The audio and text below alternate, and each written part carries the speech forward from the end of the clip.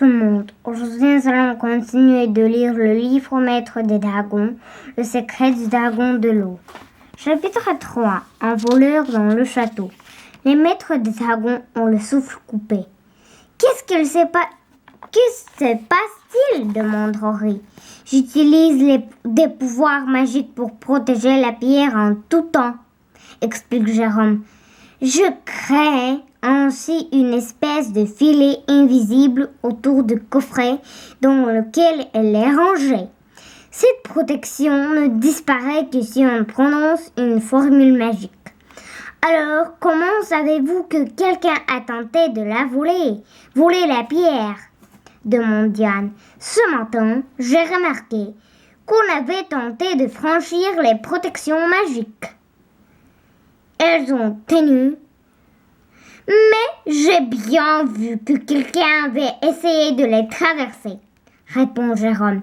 Si quelqu'un vole la pierre principale, est-ce que nos petites pierres perdront leur pouvoir demande Anna en posant la main sur la pierre suspendue à son cou.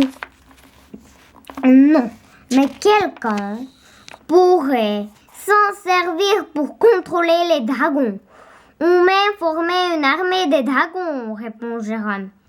Ce n'est pas justement ce que le roi Roland veut faire, demande Diane. Le roi Roland veut se servir des dragons pour faire bien.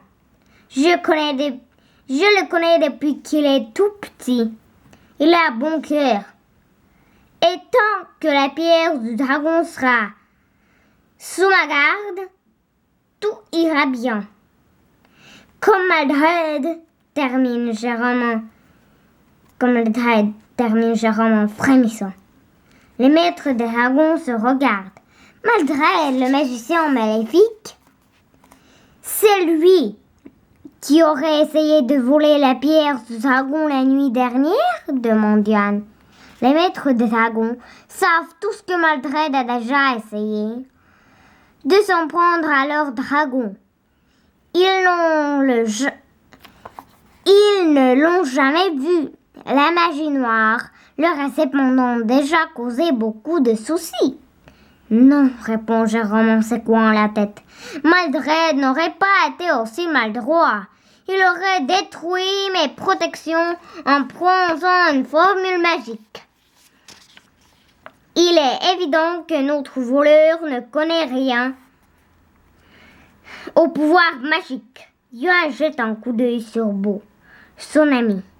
Regarde constamment par-dessus son épaule, d'un air nerveux. Pour bien protéger la pierre du dragon, je dois lui trouver une meilleure cachette. Poursuit Jérôme. Je vais donc partir dès maintenant à la recherche d'un autre endroit à l'extérieur du château. Cela veut dire que nous ne chevaucherons pas nos dragons aujourd'hui, demande Anna en regardant les selles flambant neuves.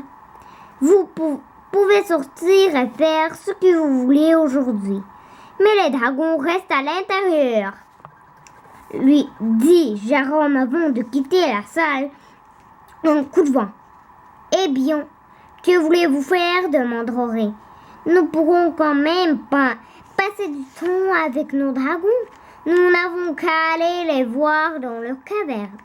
Je dois vous laisser, dit Beau. J'ai quelque chose à faire. Mais de quoi commence Yann sans pouvoir finir sa phrase, car Beau a déjà disparu. Il est vraiment bizarre ce matin, fait remarquer Rory, les mains sur les hanches. C'est vrai, dit Anna en hochant la tête. Il est bien plus tranquille que d'habitude. Je crois que quelque chose le tracasse, dit Yoann en pensant à la plume noire. C'est peut-être cette histoire de pierre du dragon, dit Rory.